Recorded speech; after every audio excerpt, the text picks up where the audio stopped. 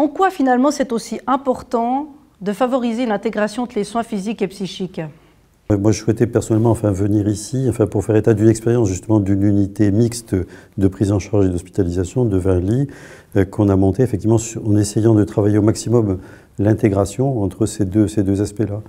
Et ceci aussi bien au plan médical d'ailleurs que paramédical auprès des patients. Et à l'usage, puisque c'est une unité qui maintenant a plusieurs années de recul en fait, l'expérience est quand même, me semble-t-il, plutôt positive et rend service d'abord aux patients.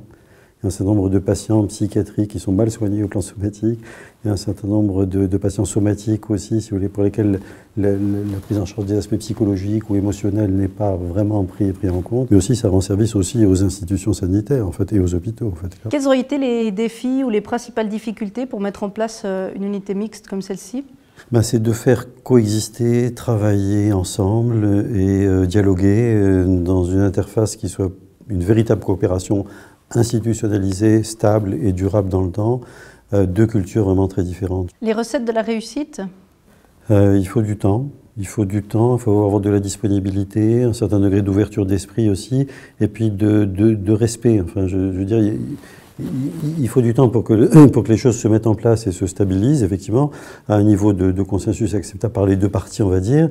Et puis au bout d'un moment, on ne se pose même plus la question de l'appartenance, si vous voulez. On est tous médecins, d'une certaine manière.